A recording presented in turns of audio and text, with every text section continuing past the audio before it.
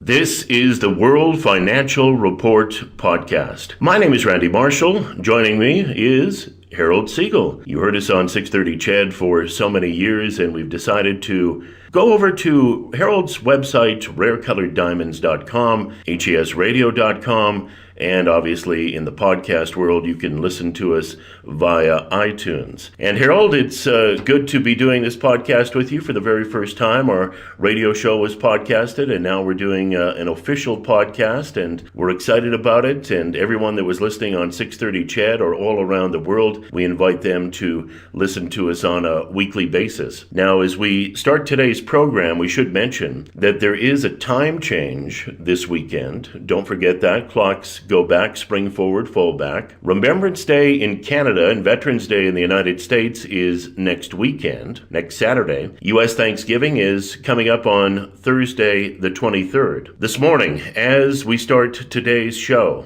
and we're taping on Thursday, November 2nd at approximately 8:14 a.m. Mountain Time, the Bank of England, they raised interest rates for the first time in 10 years. People were saying they were going to do it. Mark Carney, the former head of the Bank of Canada, he's the head of the Bank of England. They raised rates this morning. Yesterday, the Fed did meet. They did not raise rates. They're saying December for sure. One thing we do know, and this was promised by U.S. President Trump, that he would nominate someone to be the head of the Federal Reserve in the United States. Janet Yellen will not continue on. Jerome Powell is the person that looks like will be advanced to that job when it's announced at some point this week.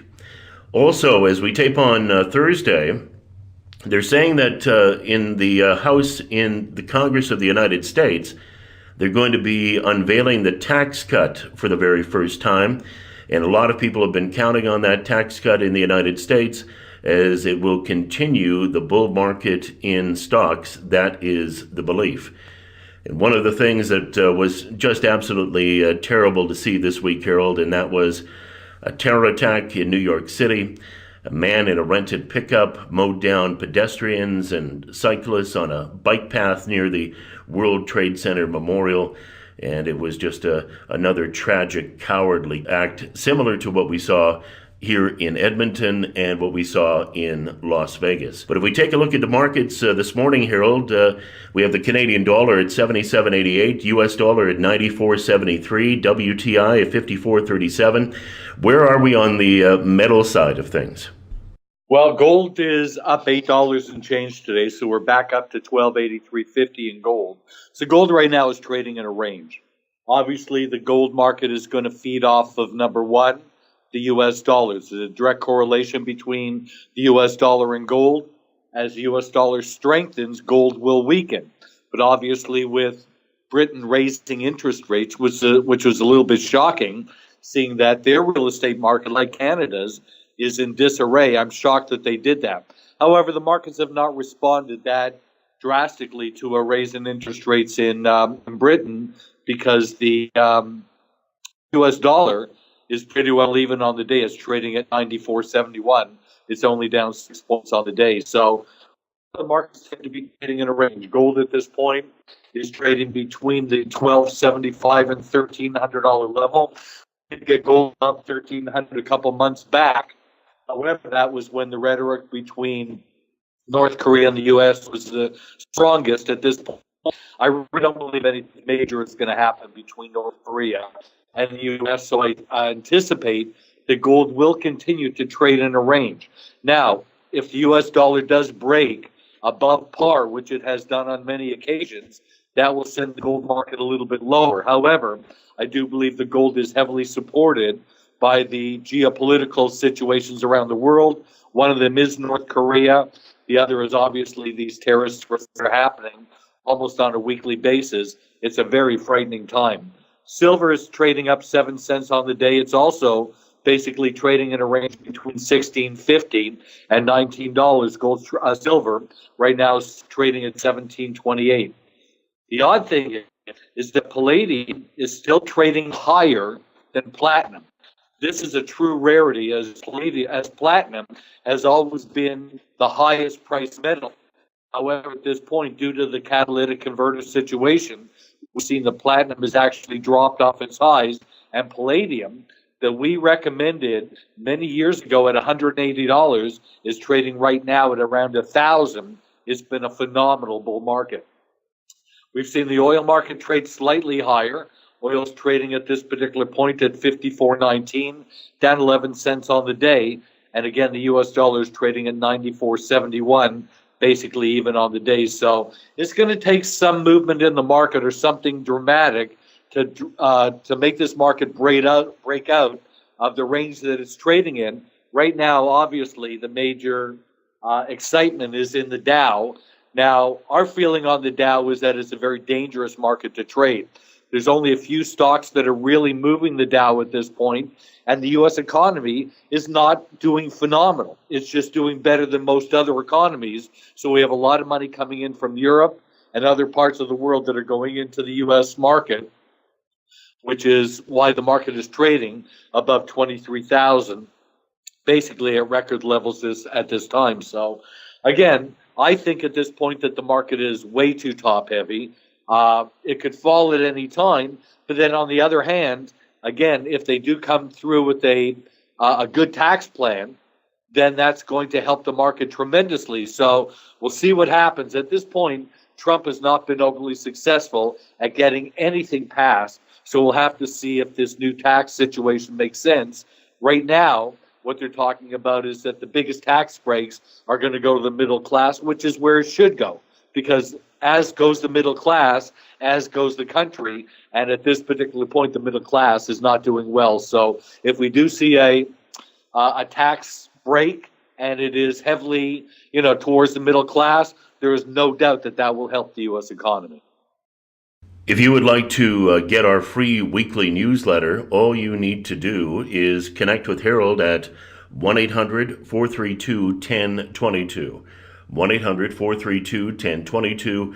We have our weekly World Financial Report podcast newsletter that we send out.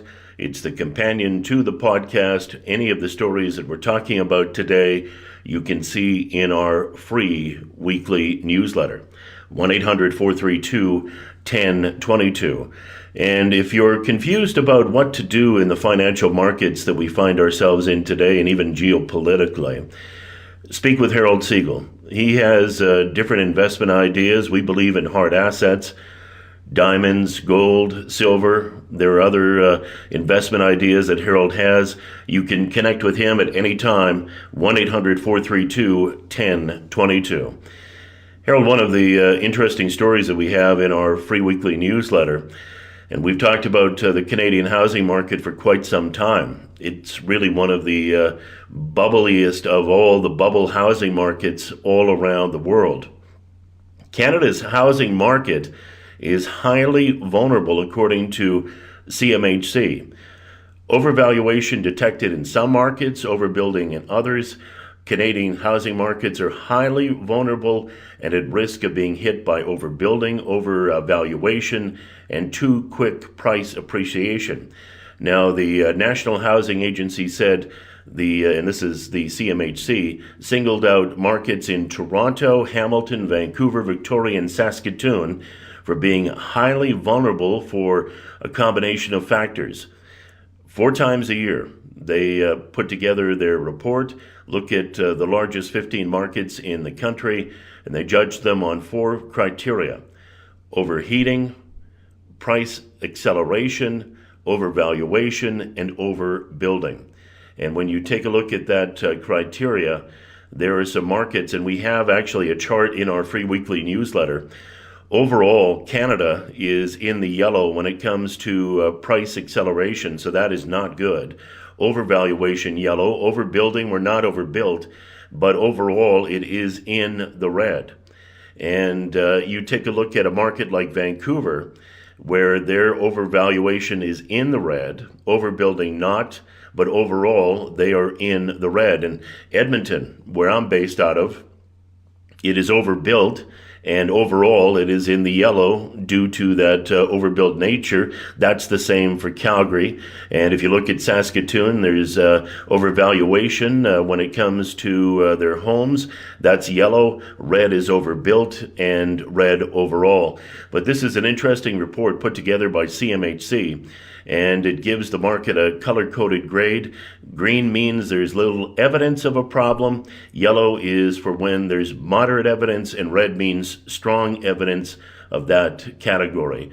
And the 5 cities that really had the biggest warnings, as I mentioned, Toronto, Hamilton, Vancouver, Victoria, and Saskatoon, highly vulnerable. And Harold, for those that are in Canada, now is a time to be very, very cautious when it comes to buying your first home or your condo, townhouse, just getting into real estate in general, because if they continue to raise rates, as we've seen here with Pelosi, the head of the Bank of Canada, raising rates, you could see a major pullback in the housing market, even beyond what we've already seen.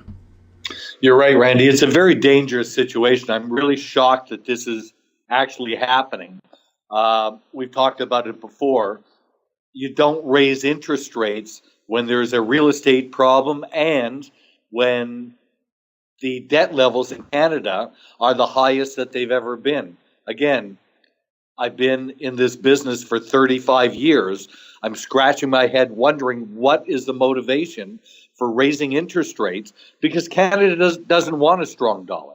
Canada depends on its exports. So why in the world are we raising interest rates? It makes no sense at all. It's going to hurt the real estate market for certain. It's going to put less money in all the consumers' pockets because they're paying out more in interest. If you've got higher credit card debt and higher debt in general, and they raise interest rates, you've got less money. So it makes no sense. Just like raising interest rates right now in Britain doesn't make a lot of sense either, because their economy is in dire straits also. So I think at this point here, the governments are almost grasping at straws. Things are so desperate that they're trying almost anything. But I don't think this was a very well thought out plan, because I don't see how it benefits Canada in any way, shape, or form by raising interest rates at this particular time. Connect with Harold. Obviously, if you'd like to speak to him, find out where you're at financially and see if you are in the right position for the times that we're in financially, geopolitically. You can speak with him, 1-800-432-1022.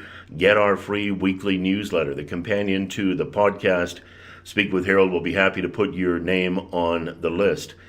One of the stories that it's quite interesting, because Harry Dent, he's a man that Harold and I have talked about before. He's well known for making calls. Well, he's saying that the Dow could hit 5,000. That's right. Here comes Dow 5000, warns the guy who's been sounding the alarm for years. Financial newsletter writer and stock market person. I won't call him an expert. They're calling him a carnival barker in the article. Harry Dent is the master of calls, and they're saying ridiculous calls. And he's just offered up another doozy, his latest, Dow 5000. Of course, that's somewhat of an upgrade from his previous call of Dow 3800 by 2020. But even if you think Dent's a few letters short of a ticker symbol, there may be some nuggets in his view worth considering. And he was interviewed by Market Watch, Chuck Jaffe. And in that interview, and you can access it via our free weekly newsletter, Dent is saying that we have a massive bubble, and they are very, or basically like an explosion. When they go, look out. There's never a soft landing. He has a book coming out called 0 Hour, which is coming out on November the 14th. He goes into what he sees as a crash that will dwarf the Great Recession and maybe even the Great Depression by the time it's all said and done. But Harold, Harry Dent has been calling for a crash in gold. He's been calling for a crash in pretty much everything, and now he's coming out saying Dow 5000. And I'm not saying he's wrong. He's a big proponent of the Elliott wave theory, but in the past he does not have a great track record, to say the least. No, that's I'll tell you, it dropped to 5,000. That would eliminate all of the wealth in the U.S. and all around the world because, as I mentioned before, because the economies Europe and elsewhere are so poor at this point, the only game in town is the U.S. stock market, the Dow. So if the Dow ever fell to 5,000 from 23,000 to 24,000, it would be over financially. Everybody would be bankrupt. So that's why there's a plunge protection team. It would take an event of unbelievable proportion for Dow to make a massive drop at this particular point because there is so much money in the marketplace. And again, right now the market's looking bullish if there is going to be some tax cuts. So I don't know what he's smoking, but 5,000 Dow would basically bankrupt the world at this point, and I just don't see that happening. I think something that is more realistic is Allianz's Dwayne stocks to stagnate over the next decade. There will be almost no prospective returns from U.S. stocks over the next decade because the market is fully valued following years of gains, according to the global strategist at Allianz Global Investors. They manage about $569 billion. Low interest rates and bond purchases by central banks have left cash and many other asset classes significantly mispriced, according to Neil Dwayne. He said that Monday as part of a panel discussion on long-term investing at the Toronto Global Forum. The United States is fully valued, said Dwayne, whose firm is owned by a Munich-based insurance company, Allianz SE. There's almost no prospective returns for the next 10 years from the U.S. equity market, and therefore investors have to look into Asia or Europe where valuations are significantly lower.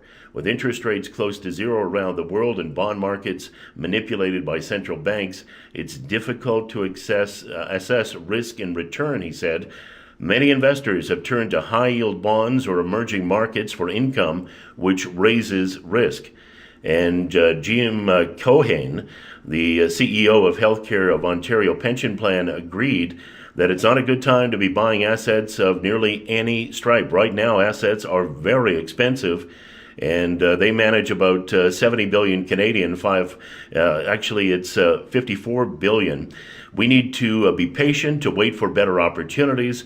Whenever the next crisis comes, assets are going to be on sale. You can buy them a lot cheaper than you can buy them today, but you have to be patient to do that. And Harold, I think that's one of the things that you've been saying on our radio show and now the podcast, that we're in a very difficult time when it comes to trying to figure out what to do in the financial world when it comes to investments, because everything seems to be a bit of a landmine in some sense. You better believe it. You know, one of the things is, Randy, is that in the 18 years, basically 17, 18 years that you and I have been doing the show, you know, we've always been able to make recommendations, pick out trends in the marketplace for our clients to invest in. Over the last several months especially, there's really been nothing to recommend. I'm not going to recommend the marketplace just for the sake of recommending it when I don't feel it has an opportunity to benefit our clients. So, you know, this gold's been trading in a range for the last 4 years. We need something major in order for gold to break out. The next big trend, I believe, is still coming in the U.S. dollar, especially if there is a reduction in the tax situation. So if we do get a significant drop in taxes, I think that would be extremely bullish, number one, in the stock market, but also number two for the U.S. dollar. I do believe that the U.S. dollar is going to break par again. It's at 94 and change now. And don't forget, when Trump first got in, the U.S. dollar rallied to 103. Right now, it's trading at about 95, but it was down all the way to the 92-cent level. So I do believe that the next trend, which is continuing, is going to be in the U.S. dollar. So for our Canadian clients that are invested in U.S.-based investments, that's paramount for you because there's a huge difference at this point between the U.S. and Canadian dollar, and I do believe it's going to get even stronger. So my every indication is that the U.S. dollar is the place to put your money at this time over every other currency. And if you'd like to learn more about where to keep your money and have it shifted in your portfolio, speak with Harold Siegel. Get our free weekly newsletter. Connect with him at 1-800-432-1022. Harold's website is rarecoloreddiamonds.com, obviously. rarecoloreddiamonds.com, 1-800-432-1022. One of the stories that we have regarding diamonds this week, Christie's expects up to $42 million for a pink diamond.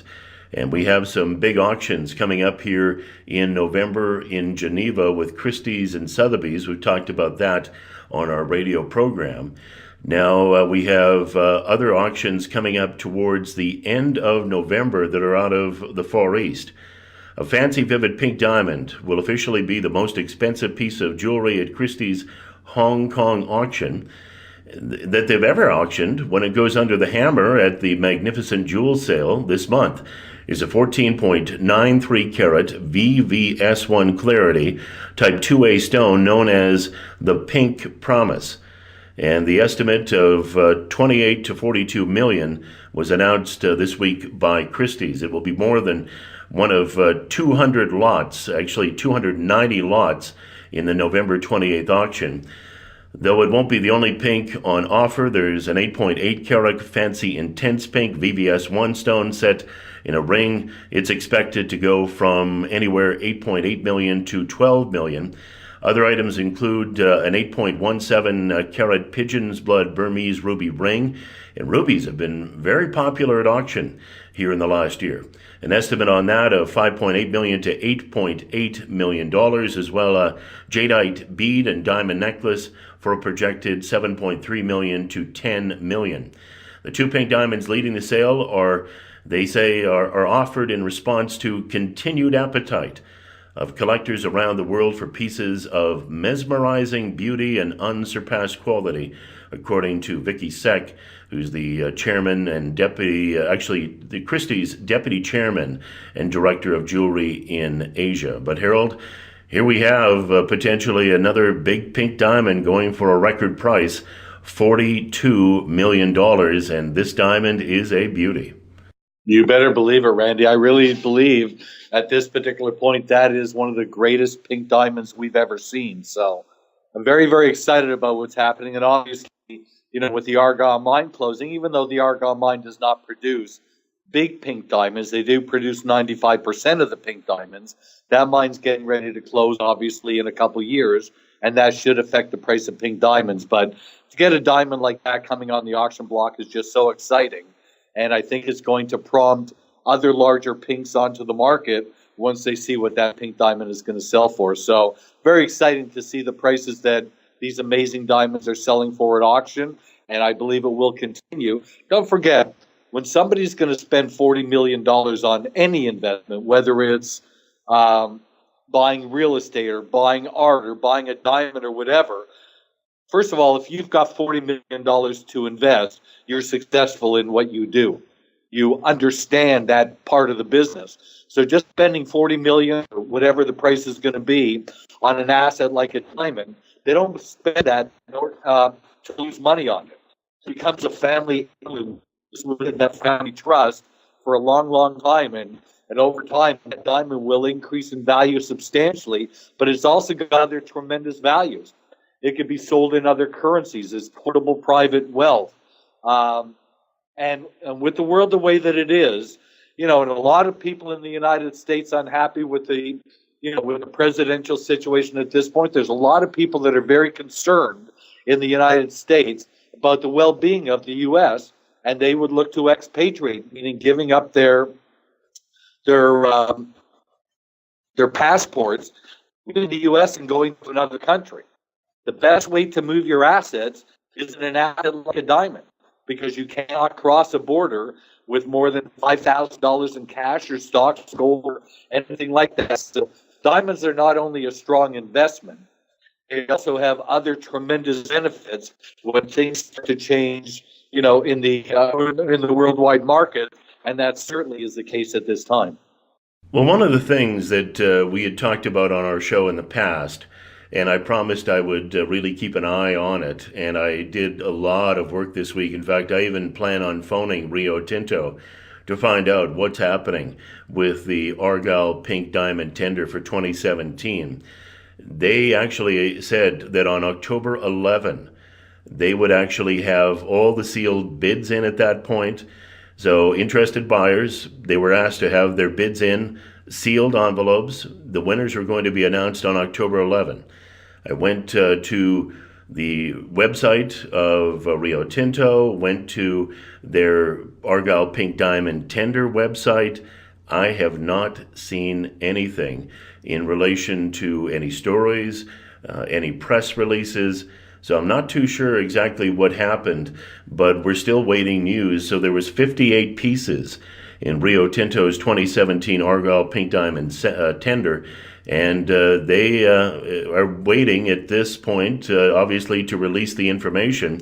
And I'm not too sure why. But once we find out, we will definitely pass it on to you. I did put a story in our free weekly newsletter, and you can get it from Harold. The reason I thought it was fascinating is the pink diamonds in the tender are so rare and expensive, only 16 people in the world can touch them, which I thought was absolutely incredible. Obviously, the prospective bidders can touch them. They can take a look at them. But beyond that, even the head of Rio Tinto is not allowed, and they own, obviously, the Argyle mine. The Argyle mine has until about 2021 before it runs out. But only 16 people can touch them. And Harold, it's hard to believe, but the CEO cannot touch any of those diamonds. Well, I can certainly understand it. The only way that you can damage a diamond is by scratching it with another diamond, because diamonds are the hardest known material known to man, obviously, and it can only be cut with another diamond, a laser diamond or whatever. So fact is that they are untouchable and they are magnificent. And the other thing is that you have to be concerned about switching diamonds. I was once at a diamond showing, and one of the things that I was most concerned about was somebody coming in and switching our diamonds, because it's actually fairly simple to do, but it is a scam that has been used a lot in Europe. And what happened is we were on a magnificent yacht showing flawless white diamonds. And we had a 5-carat flawless white perfect diamond. Now, somebody came to view that diamond, and again, what you have to be concerned about is that they would have stickum on their hand, and they would look at the diamond one day, and they would come back the next day to look at it again with a fake diamond that is almost identical to it, and switch that diamond. So that's why these diamonds are never touched by anybody, because the fear is that they're going to be switched, and that would be a real catastrophe. So that's the reason for that. But I'm with you on that, Randy. The fact is that the last few years with the Argyle tender, the prices have been astronomical. In fact, we haven't bought any diamonds from the tender in the last 3 years because the prices have skyrocketed, and the quality has dropped. So this is really amazing. The fact is that in most cases, Argyle diamonds are graded on their color. That's the most important thing, with vivid being the strongest color saturation. And the stronger the color saturation, the more expensive the diamond.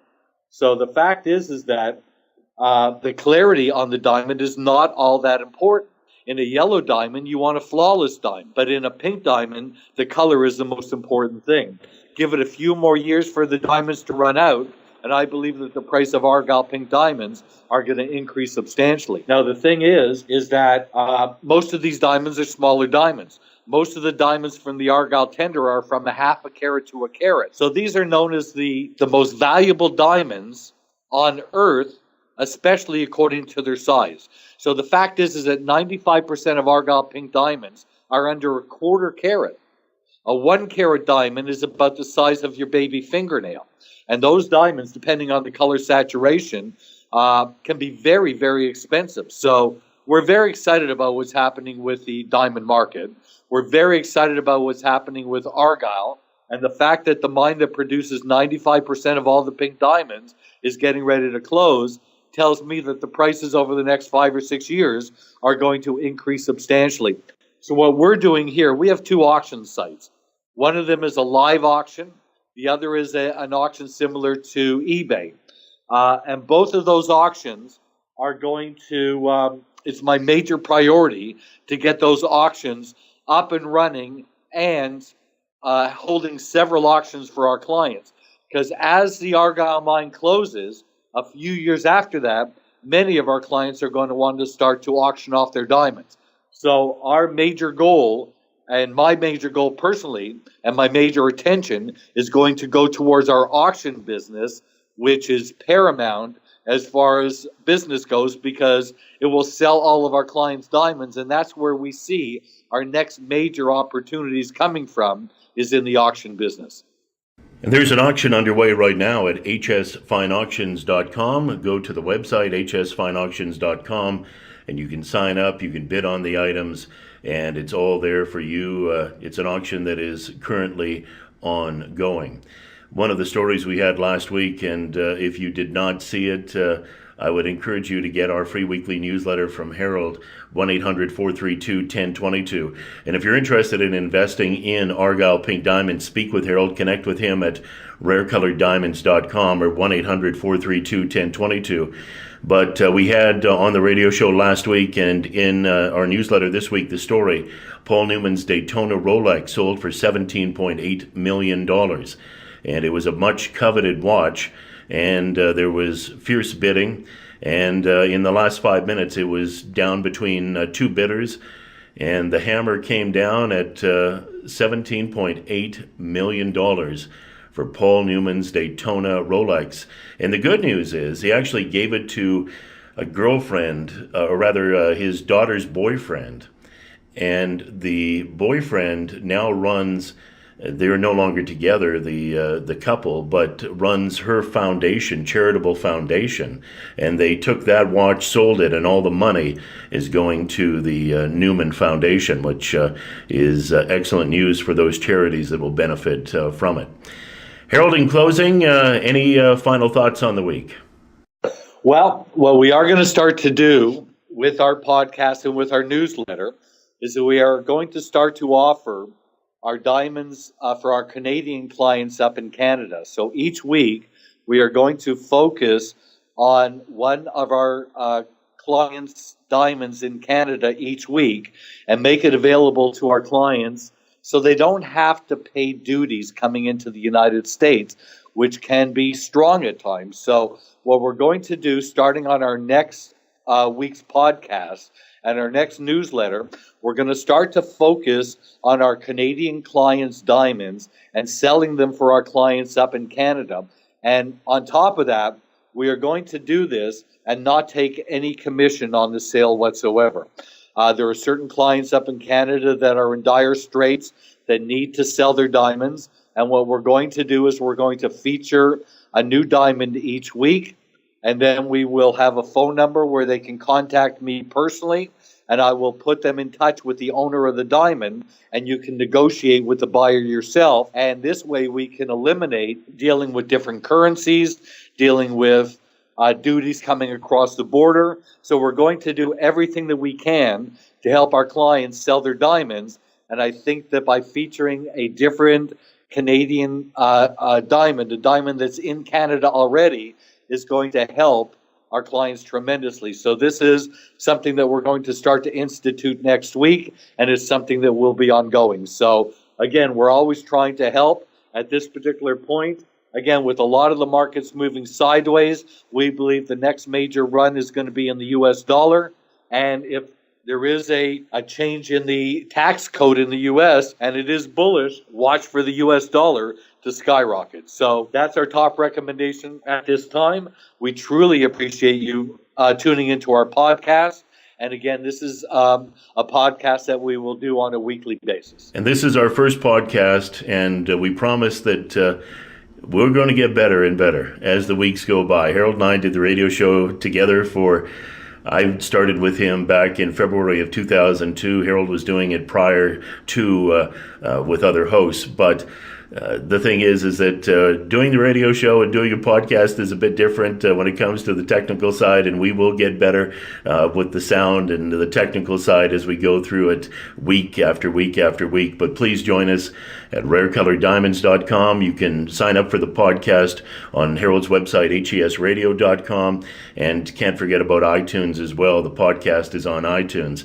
But connect with Harold, speak with him about investing in diamonds, 1-800-432-1022, his website, rarecoloreddiamonds.com.